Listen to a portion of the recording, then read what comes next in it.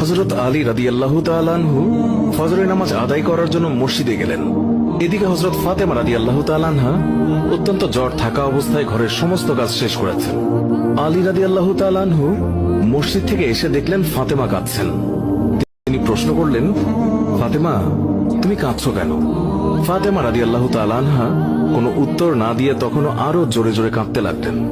আলী রাদিয়াল্লাহু তাআলা আনহু কয়েকবার প্রশ্ন করার পর মা ফাতেমা কাঁদতে কাঁদতে বলল, আমি স্বপ্নের মধ্যে দেখেছি আমার আব্বাজান হযরত মুহাম্মদ সাল্লাল্লাহু আলাইহি ওয়াসাল্লাম আমার ঘরের মধ্যে ঢুকে কি যেন তালাশ করছেন।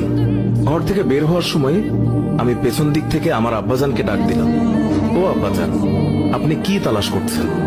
আব্বাজান তখন বললেন, ও আমার ফাতিমা, আমি তো তোমাকেই তালাশ করছি, তোমাকে নিয়ে যাওয়ার জন্য। আরো বললেন, ও আমার ফাতেমা, আজকে তো তুমি রোজা রাখবে, সেহরি করবে আলীর দস্তরখানায় আর ইফতার করবে আমার দস্তরখানায়। তখন হযরত আলী রাদিয়াল্লাহু তাআলা আনহু এই স্বপ্ন শোনার পর দুইজনে বুঝতে আর বাকি থাকলো না যে ফাতেমা ইন্তেকাল করবেন। দুজনে আরো জোরে জোরে কাঁদতে লাগলেন। এই সময়ের মধ্যে হযরত হাসান এবং হুসাইন রাদিয়াল্লাহু তাআলা আনহু এসে তারা জিজ্ঞাসা করলেন, আব্বাজান, আম্মাজান, আপনারা কেন কান্না করছেন? ফাতেমা রাদিয়াল্লাহু তাআলা আনহুর একটি অভ্যাস ছিল, যখন হাসান হুসাইন তাকে কোনো কাজে বিরক্ত করতেন তখন দুইজনকে নানাজানের কবরের কাছে যেতে বলতেন। আজকেও ফাতেমা বললেন, তোমরা দুই ভাই নানার কবরের কাছে যাও। কবরের নিকট যাওয়ার সাথে সাথে কবর থেকে আওয়াজ আসলো, ও আমার আদরের নাতিরা, এই মুহূর্তে তোমরা আমার কাছে কেন এসেছো? আমার কাছে তো সব সময় আসতে পারবে। এখন যাও, গিয়ে মায়ের চেহারার দিকে তাকিয়ে থাকো।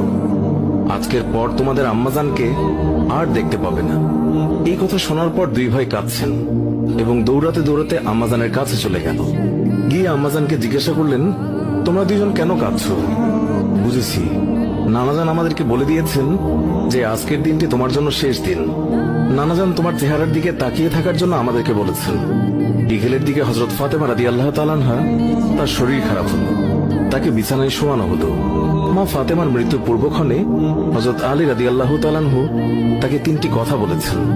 ও আলী, আমার প্রথম কথা হচ্ছে, যেদিন থেকে আমি আপনার ঘরে এসেছি ওই দিন থেকে আজ পর্যন্ত আমি আপনাকে অনেক কষ্ট দিয়েছি। আপনি যদি আমাকে ক্ষমা না করেন তাহলে কি আমার কারণে আব্বাজান অনেক লজ্জিত হবেন। বলেন, আপনি আমাকে ক্ষমা করলেন কিনা? আলী রাদিয়াল্লাহু তাআলা আনহু তিনি তখন উত্তরে বললেন, ইয়া ফাতেমা, তুমি কি বলছো এগুলো? আমি তোমার যোগ্য ছিলাম না। তোমার আব্বাজান দয়া করে মেহেরবানি করে তোমার হাত আমাকে দিয়েছেন। বিয়ের দিন থেকে আজ পর্যন্ত আমি আলী তোমাকে ঠিকমতো দুবেলা খাবার খাওয়াতে পারিনি। ও ফাতিমা, তুমিই বলো,